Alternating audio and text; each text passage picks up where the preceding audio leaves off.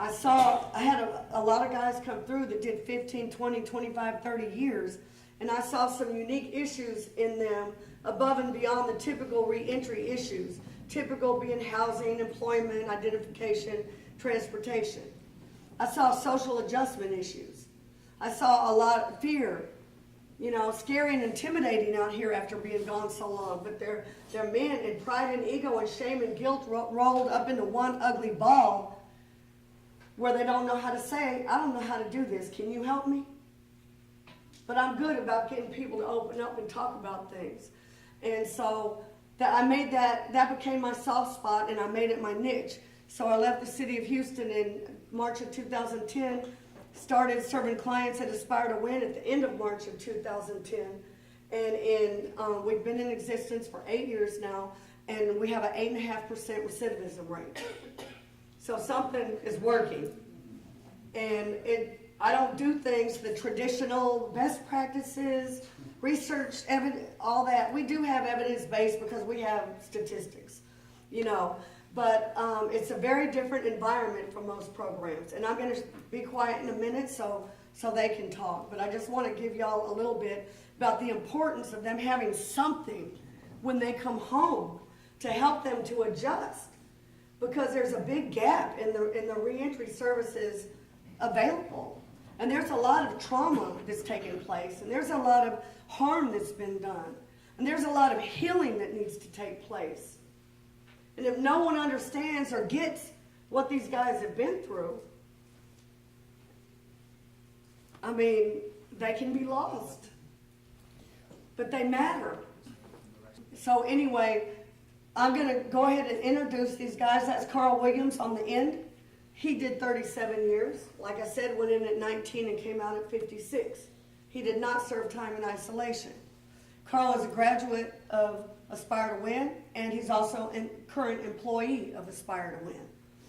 And he's our IT guy, and he's been cross-trained as a case manager. And he's a great asset to us. He's very smart, he's very humble, and he helps us in so many ways.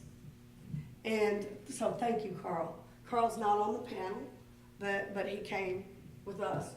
And then there's Paul Herrera. And Paul is also a graduate of Aspire to Win.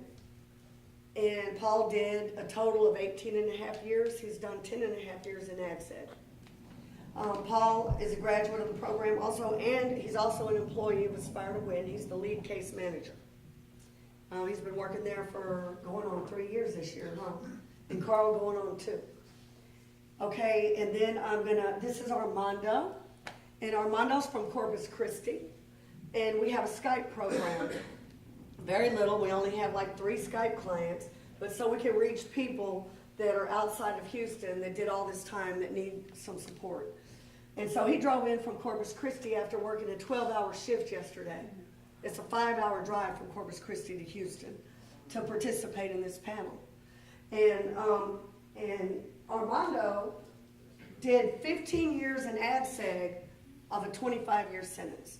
So 25 years, 15 in ADSEG. Michael Speed is a graduate of the program. Michael Speed did 7 years in ADSEG. And on a 23-year sentence? No. 20. I have 45-year sentence. I did 23 years. Time served is what I'm talking about. Yeah, I did 23. I'm talking about time served, because how much time they got is irrelevant. How much time they did is what's relevant.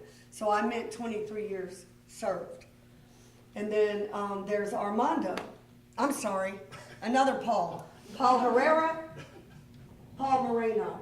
Paul is one of our newer clients. He's been at Aspire to Win for about 4 months now? Since November? Yeah. And Paul did 25 years, and all 25 years was served in ADSEG. Another program referred Paul to us because they didn't know what to do with him.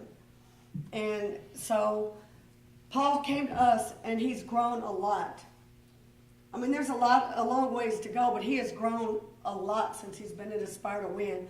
And I actually was at a luncheon Wednesday with the lady who referred him from the other program, And she said that they have noticed he has grown so much since he's been at Aspire to Win.